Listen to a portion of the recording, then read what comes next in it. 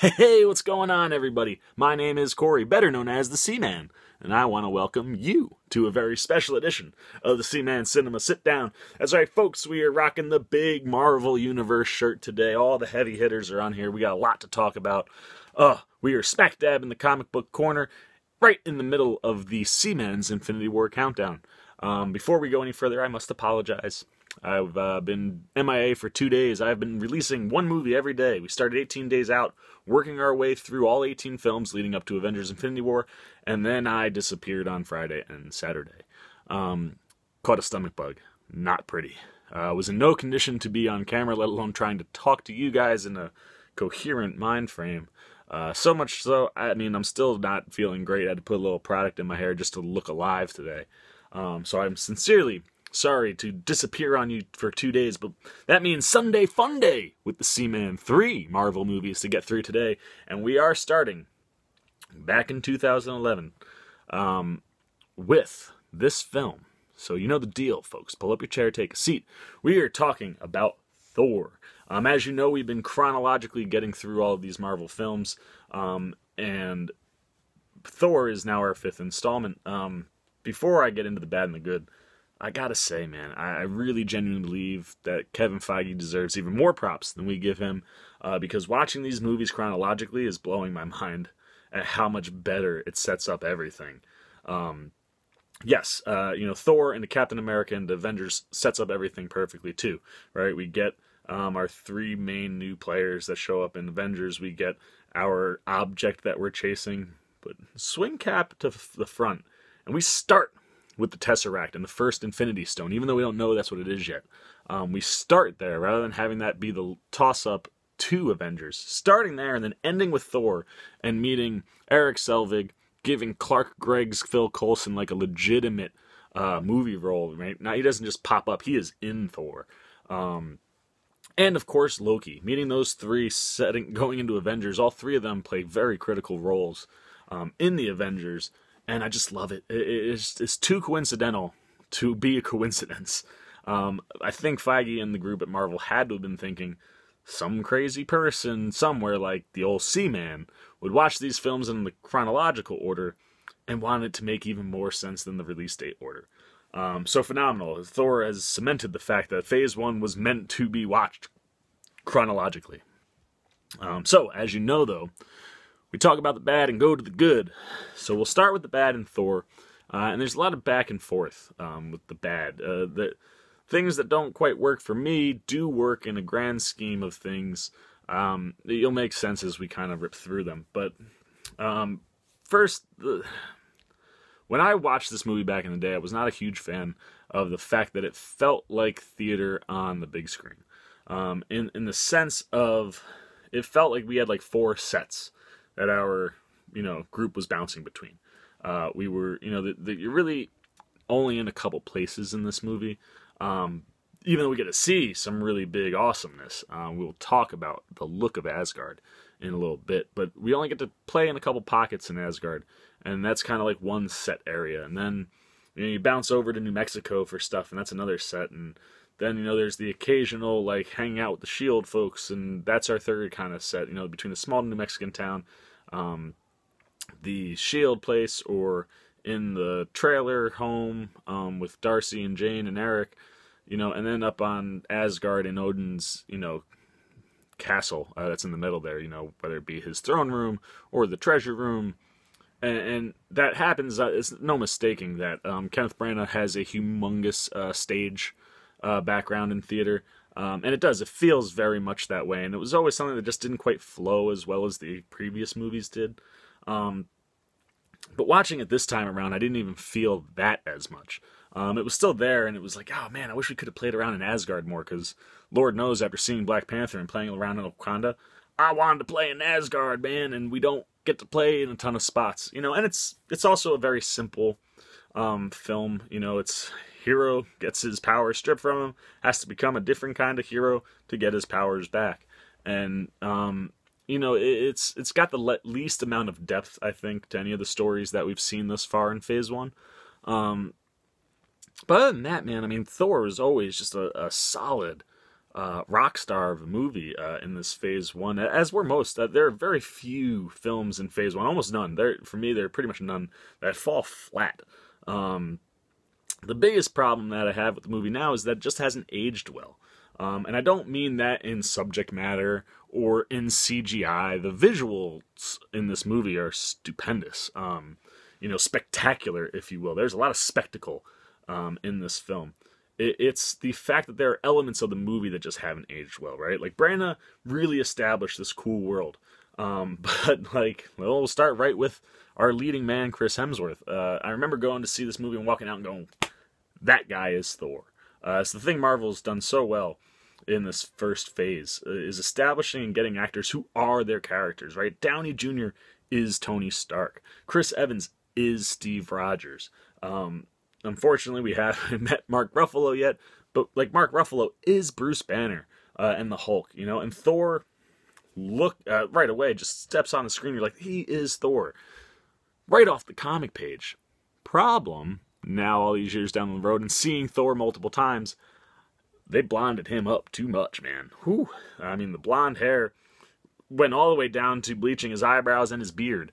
And now, watching the movie and knowing what Chris Hemsworth looks like normally, this is really our first experience with Hemsworth, what his natural hair color and eyebrows and facial hair color are, and the way they utilize all that stuff now on Thor, it just looks so much better. So in that movie, the blonde, man, it looks goofy. And that's what I mean when it doesn't age well, right? There's that. It's the shininess of Asgard. Asgard is wonderful to look at, right? And Branagh really made this beautiful world. But now, all these years later, just way too shiny. I mean, everything in the city, as we're doing our flyby, is just glistening and shining. And then when we get into the city, I mean, all of the armor, way too shiny. It's glaring. Bouncing off Thor's armor or Loki's armor or the Warriors 3 or Sif or, Odin.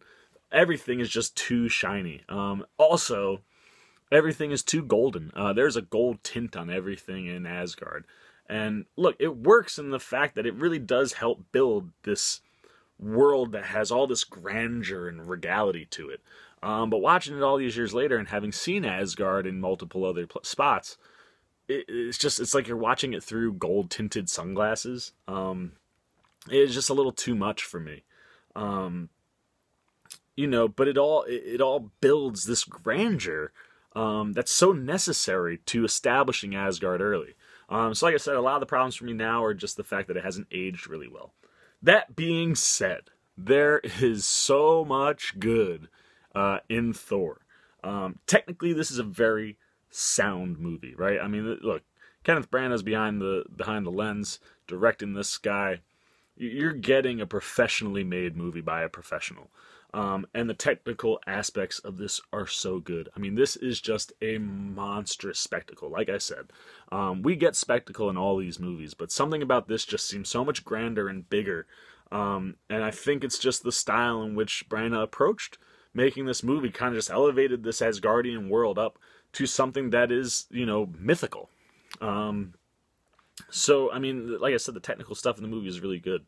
The score works. The set pieces are wonderful. The CGI is fantastic. Our action sequences, and we'll talk about them in a little bit, are just wonderful to look at. Everything is just pretty, including our cast. Everything just looks phenomenal. The wardrobe, like I said, outside of it being shiny, everything looks right? I mean, it's like it's been ripped right off the comic pages, right down into the fact that, like I said, this is a world of kings and gods, and or at least that's the way we've looked at them, as humans. And it feels huge, and it's, the wardrobe is very Caesar-like, right? It's very Shakespearean. Even the way they talk is Shakespearean. And it works. It kind of comes at you when you watch it all these years later, and you're like, oh man, that is really dialed up, to a cartoonish kind of Shakespeare level. But then when the Asgardians are on Earth, that Shakespearean style so works. It's so much so that they pull it into, Avengers.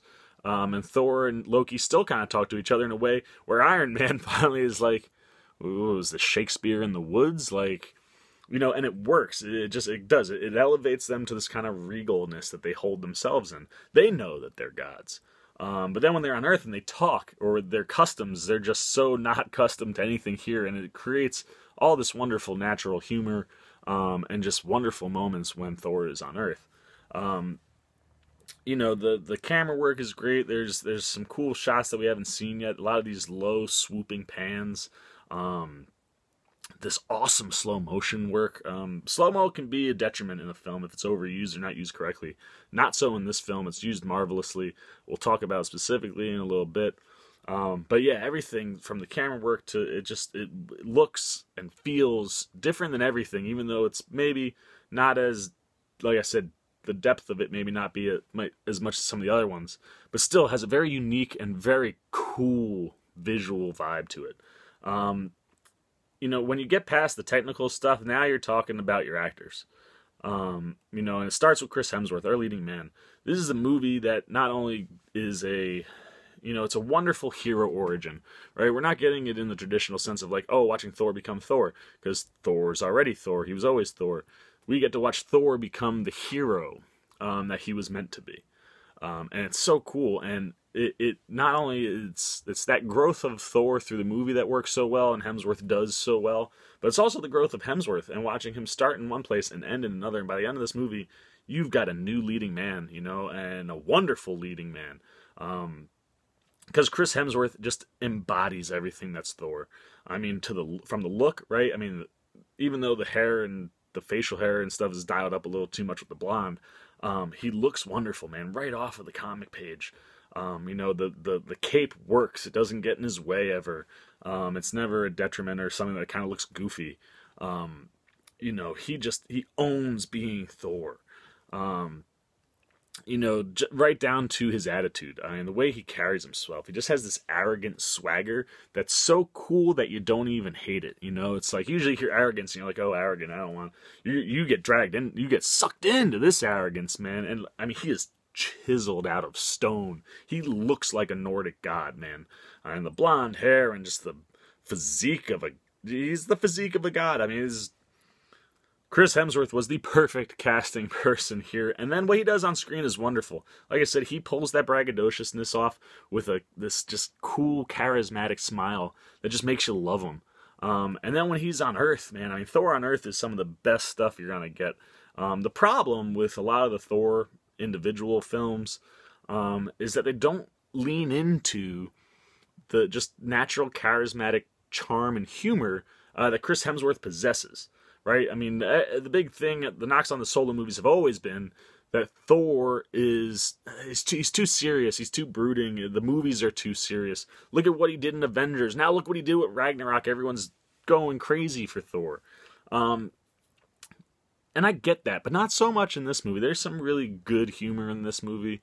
It is far more serious, I think, than the other films that we've watched, and probably the least amount of humor. But man, when it hits, it hits. And when Thor gets onto Earth, there's tons of it, right? I mean, whether it's the way he talks, like I said, that Shakespearean talking on Earth sounds funny, and it is. He goes to a diner with Jane, Darcy, and Eric, and he has coffee, and he loves it, and he's like, "This drink is delicious, another!" and smashes it, because that's what he would do in Asgard. And Jane looks at him like he's a crazy person, and he's like, "Well, I just wanted to," she's like, "just ask for it, you can have one." Or when he, he's like, "This mortal body grows weak, I need sustenance." Like, oh, it just makes you laugh. And he thinks he's still a god. He's not realizing early in this film that he's really lost all of his power. And when Darcy, aims the taser at him, he's like, "What, that puny?" And he gets zapped. When he's trying to fight off all the doctors, "I'm Thor, I'm the god of thunder." They'd sedate him really quickly, and all that stuff is wonderful. Hemsworth just has this charismatic charm to him that just makes him wonderful. Very much like a Chris Pine, where, like, I'm telling you, Chris Hemsworth could have, chemistry with a rock. He's wonderful in that sense. And then he does all the big stuff too, man. And he, like I said, because of his build, he looks like a superhero, man. You believe everything that he does in this film. I love, when he goes to the pet store, he goes to the pet store and he asks for a horse, because he thinks it's just a place he can get animals, and they're like, we don't have horses, man. They're like pets, like dogs and cats. He's like, well, something big enough to ride. I just the delivery and everything that Hemsworth does in this movie, I just absolutely love.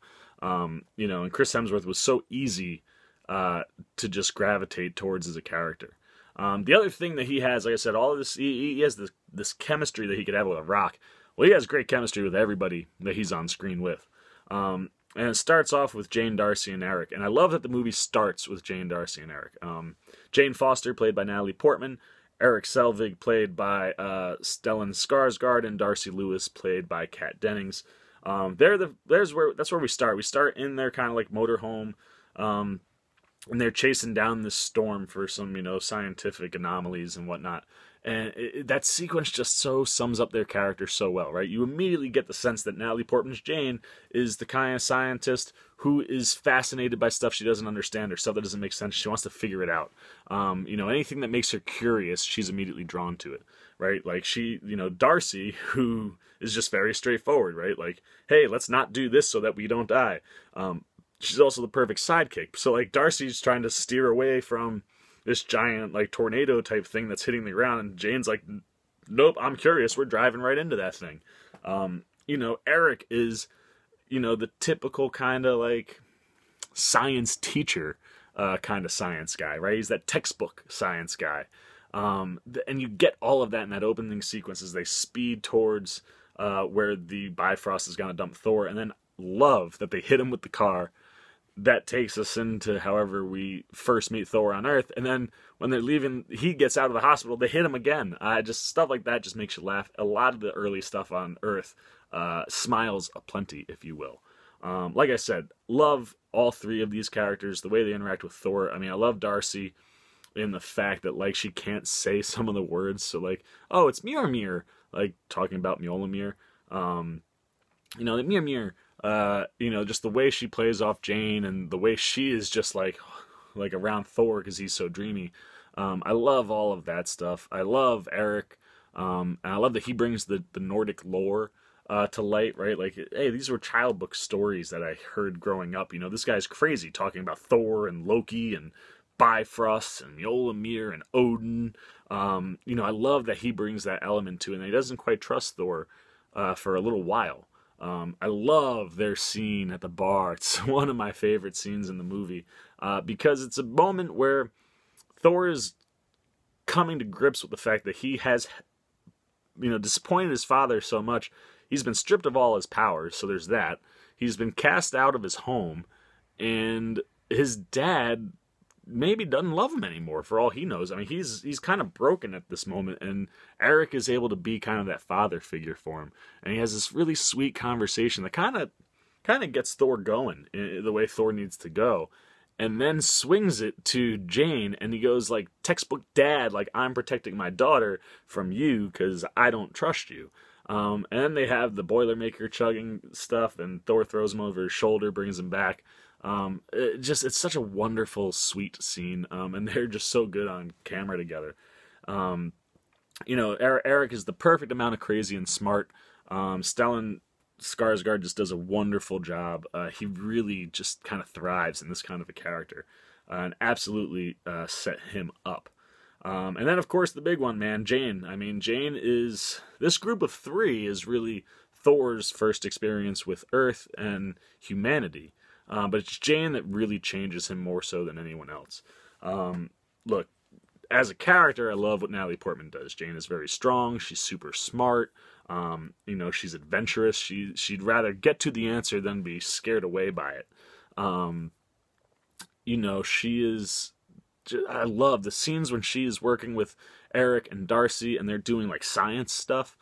Oh, man, Portman is so good in those scenes. And then, of course, wonderful on screen with Chris Hemsworth. I mean, their chemistry is just wonderful. And the thing I love about their chemistry that's even different from, Tony and Pepper or, Steve and, Peggy is that it's so high school-esque. It's a little bit kind of like Captain America in the sense that, like, you get the feeling that Jane is the type of girl who her head was more in books and science than it was in boys. And Thor, I mean, Thor is the next king of Asgard, right? He thrives and just lives for battle and action and then celebrating all that stuff that you get the feeling that he's never experienced love, so that when they start to kind of interact with each other, it's so innocent in high school, right? Like the looks that Natalie Portman gets in this movie is when she's looking at Thor. I mean, granted, like I said, man is sculpted. She just, it's like schoolgirl-esque, man. She's just like the biggest crush and she can't hide it. The way she smiles and her eyes are just, oh man. And then the same with Thor, right? Like when he interacts with her, it's like I've never felt anything like this for somebody. And they're so sweet and tender in all their moments together. I just love how he's so gentlemanly to her. And the humanity of that relationship is really what starts to grow in Thor, and kind of that humanity is what makes Thor become a better hero. And it starts with this little kind of flirtatious first love that's budding with Jane, and I love it. But at the same time, like the quintessential moment for me is right after that Boilermaker chugging scene with Eric and Thor. They're on top after Thor brings him home. Him and Natalie Portman go up top. They're kind of looking out at the stars, and he's talking about his world, and the world's tree, which connects all 9 realms, and kind of where Midgard falls in relation to everything else. And they start talking the science aspect of all of this mythology that Thor comes from, and it's wonderful because it's like she's like, he goes, on your world you call what we have magic, right? Or and you have science, right? And he's like, my world, it's a bit of both, right? Like you call our magic science, and in reality, it's kind of both of these things. And it's just this wonderful moment, and it is the schoolboy and girlness of their relationship wipes away anytime they're talking about like the crux of like science and the grander scheme of the world. And then all of a sudden their conversations become adult, and it's a wonderful thing to watch on camera. Natalie Portman looks fantastic. And like I said, she just crushes, being Jane. And like I said, even more than Thor, I love when she's diving into all the science stuff and doing her thing. Cause she owns it, and it's just so good. Then of course you got Anthony Hopkins playing Odin. Couldn't ask for a better, more king-like king to play Odin. I mean, you're talking the peak of acting royalty in Anthony Hopkins. And he does. He has that power, and being on screen with all these fresh faces, you just immediately like, hey, I listen to anything Anthony Hopkins says. Boom, the same with Odin, right? I mean, the way he interacts, he just has this power to what he says. When Thor is pleading that they go and take out Jotunheim after the Frost Giants pop up trying to steal stuff from the treasure room and the armory, and Odin's like, no, like being a good king is more about preventing war and being ready for it than charging into war. And Thor's like, well, if I was king, and Odin just immediately talks right over top. He's like, but you're not king. When they're on Jotunheim and Odin comes in to save the day and stop a war from breaking out, Thor starts to speak up. He's like, silence! I mean, I'm not even doing it as nearly as awesome. At home through a television, not in front of Anthony Hopkins, I'm shaking in my boots. It's that power that you need for someone to be Odin, and Hopkins just nails it. His conversations that he has with Loki, played by Tom Hiddleston, and Thor, are wonderful, right? I mean, the aspect of Loki finding out that he's actually adopted, or he was taken by Odin separately. He has this scene, man, with Odin on the stairs, where he just, it's like, when you see someone who was adopted trying to come to terms with that, and just Hiddleston nails it, man. And you get this heartbroken emotion that turns to furious anger, and the way Odin handles it is just the way you would expect Odin to handle it, and Hopkins does it so well. And then the same thing when he talks to Thor, the way he talks to Thor differently than Loki, in trying to drive him by belittling him, right? He constantly is putting Thor in his place because he needs Thor to be a king, and Thor is very immature at this point. So I love, Anthony Hopkins was the perfect person to play Odin. Just mentioned Tom Hiddleston, perfect person to play Loki. He is the quintessential bad. He is the bar for all villains in the Marvel Universe, and it's because we get this intimate connection with him being in the whole movie side by side with Thor for a lot of it. And Hiddleston just plays everything Loki so well, right? The misconceptions, the illusions, the way nothing he says is really what he means. Everything is two-faced. You can't trust him. He's sneaky, and just all of that oozes out of Hiddleston.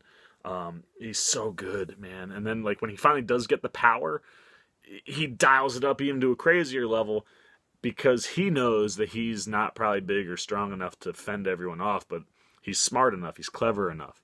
And he is strong too, right? Like, and that's the thing that I love, is he has this drive for the throne. And it's the fact that he was, born to be a king, just not the Asgardian king. So especially when he finds that out, right? It's like, one of the two of you will be king of Asgard one day. Well, it was always going to be Thor, because Loki's actually a frost giant. That Odin stole away after a big battle, because otherwise the kid would have died. And it leaves him angry at the world and craving the one thing that he can't have, and that's a throne. And it's so quintessential to who he is as a character, and that gets established in Thor, and it's just played out so well by Hiddleston. He is the best, because you can empathize and sympathize with him. You can totally get his side of things. He just takes it to the wrong spot. And it's not just that, that sympathy that we have as an audience. It's the way, Thor is sympathetic to Loki, because that's his little brother.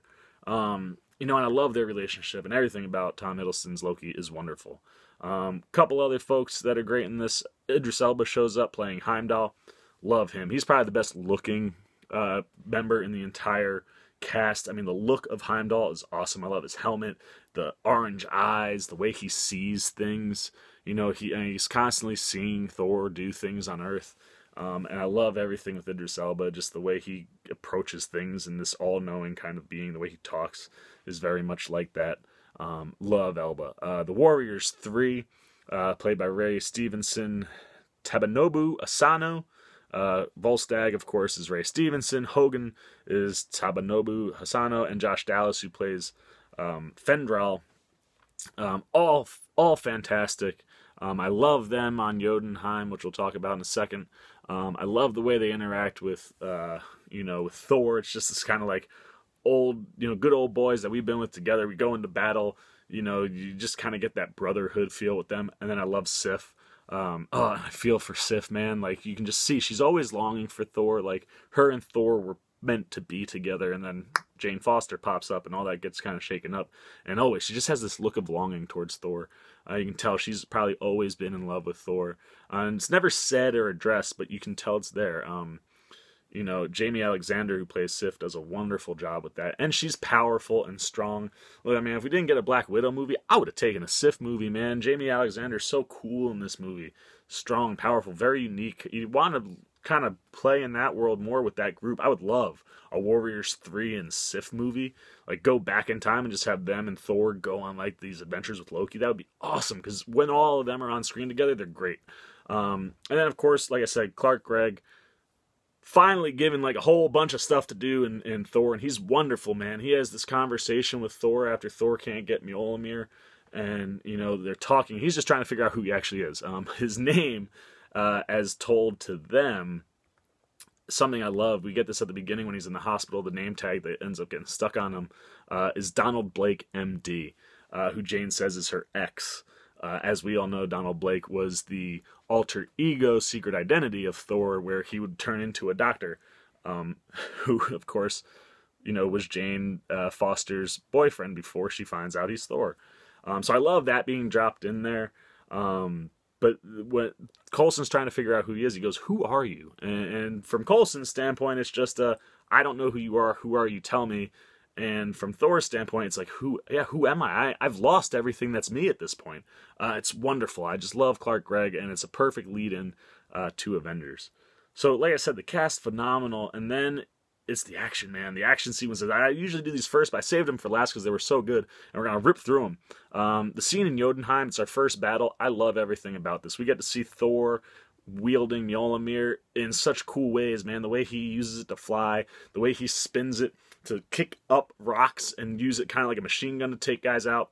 When everybody's running away and retreating, and Thor is standing his ground to fight all of these frost giants, calling the thunder and lightning into the hammer, and hitting the ground, shooting everybody everywhere. Just wonderful action, so well choreographed, visually stunning. Everything about it is just cool. The way the Warriors 3 and Loki are fighting, they all have these unique styles that all work together. It's wonderful. The Frost Giants are fantastic looking. I love when the giant beast shows up and everything looks like it's over and he starts running underneath after he falls, like through a crack in the ground, and comes up on the other side, and then Thor flies through his mouth and out the back of his head. It's all just wonderful. And then when Odin shows up to stop everything and kind of tells Laufey, like, back off, like, my son's an idiot, you know, that is the spot where we really start to kind of question things about Loki, because Volstagg kind of gets touched by one of them. He's like, don't let them touch you because you get frostbite. And immediately Loki gets grabbed, his whole arm turns blue and starts to realize, hey, I'm a frost giant. It's a wonderful, beautiful, spectacular spectacle of a scene. Then there's the Thor retrieving Mjolnir, which is my favorite scene in the whole movie. It's probably the most iconic Thor scene that I've ever seen, ever. Look, I mean, this is the spot where slow-mo works so well. The choreography and hand-to-hand combat as he's ripping through this kind of shield, like, compound, is great. Then he runs into this huge dude. They crash outside. They're wet from the rain, covered in mud, and things slow down in this slow-mo looks, where you can see the droplets coming off them. The mud just make everything look and just add all this spectacle to a simple hand-to-hand fight. Thor wins. Thor goes in for Mjolnir, and this is the best scene, man. It's some of the best acting from Hemsworth. Watch his face, man. He just this pure joy of, like, finding a long-lost brother or friend and just, oh, I've missed you. I've been gone for so long. Switching to absolute panic and terror when he can't pull it up, to frustration that, like, no, I should be able to pull it up, to absolute heartbreak when he can't. And when he is pulling on Mjolnir, man, and all the muscles and everything are just ripped, he's dripping wet, and you're in the slow-mo watching, like, droplets fall off him. It's just gorgeous. Absolute, maybe one of the most spectacular scenes in the whole movie. And then that leading into the Clark Gregg conversation to the Loki convo, where Loki tells Thor, Dad's dead, you're banished forever. You just see Thor break completely as a human. It's the breaking point in the movie that's so needed, that sets him off on the course that changes who he is. Which is why I love the Destroyer scene. It's very, very simple. It's very quick. But I love elements. One, Destroyer looks phenomenal. Love the way he shoots the heat lasers.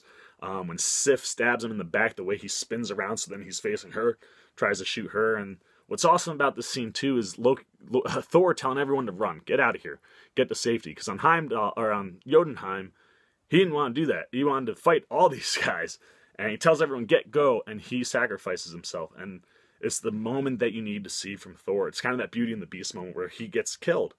And instead, I love that Loki decides not to blast him, but to just kind of flick him with the back of the Destroyer's hand. And it's just this emotional, heartbreaking moment, right? Jane runs over, she's crying. It's very, very Beauty and the Beast. And then all of a sudden, he gets lifted up, turns into Thor, Mjolnir in his hand, and then he just kicks the crap out of the Destroyer, and it's great. And then that sparks us right off into the finale of the movie, and everything that happens from here on out is just stunning to look at. Thor coming up, running into Loki, fighting Loki on the Bifrost. The visuals during that whole sequence are great, and even though it's not the best action sequence, it's one of the best written sequences in the movie. It's so clever the way Loki uses illusions to trick Thor, the way he baits Thor by pinpointing, like, hey, you've gotten soft because of that girl, you won't fight me, you're soft, man, maybe I should go kidnap her. And then Thor's like, oh, and he manipulates him into fighting him. And the want to win so bad, he has moments where he can pull it off, and he waits because he wants that perfect moment. And I love that when Thor finally is able to knock him down, he just puts the hammer on him and Loki can't move. But then he realizes that because of what Loki's done with the Bifrost and it's destroying the Jotunheim, he has to do something. So he picks it back up and he destroys the Bifrost. Gorgeous looking sequence, man. The way the burst and the explosions happen, it's all this rainbow color. It's wonderful. And then unfortunately it leads to Loki falling and his first death, which gravely affects Thor through the end of this movie and then into Avengers, and just the confusion and hurt that he gets in that because he thought Loki was dead. At the end of the day, and the thing I love the most about Thor is no matter what Loki does, he always looks at him as his brother. It's that redeeming quality in Thor. And I mean, it's just God, man, like that scene is written so well. The conversations between Thor and Loki there, it's such brother, this brotherly conversation. Like, come on, man, I don't want to do this to you. Like, you're my brother, and it's wonderful. And we get to the end, and Thor is everything we need Thor to be. And then I just love it, man. And get the ending scene where, like, he tells Jane before he goes up there, he's like, "I'll come back for you." Kisses her on the hand, and you get this cute, like, no. And she goes in for the real one. Then it's like, deal. Unfortunately, he can't go back, though, because he's broken the Bifrost. That's kind of where we're at. And then, of course, we do get the post-credit sequence with Eric and Nick Fury, with the Tesseract kind of setting up directly Avengers, which is why I said Thor fits so well right here, because it's post-credit scene literally right into Avengers, and then we see the reflection of Loki, and that's how we know he's not dead, and he's coming for that Tesseract. And all of it comes to the culmination, off to Avengers we should go. And that's all I got to say about Thor. Love this movie, man. So good. One of the better, solo films. A great hero's origin. I've expended everything I could say about this movie. It's your turn. Hit that comment section. Let me know what you thought of Thor. How much did you love it? How much do you love Chris Hemsworth, the characters, the action sequence? What's all your favorites? If you haven't seen it and you've watched this whole video, I'm sorry I just spoiled the whole movie for you, but like, where you been, man, for 7 years? Go watch Thor. Tell me what you think. Hit those comments below. As always, if you like the video, please give me a thumbs up. And if you're not already a member of the squad, hit that subscribe button and the bell so you get alerts every time I make a new video, including each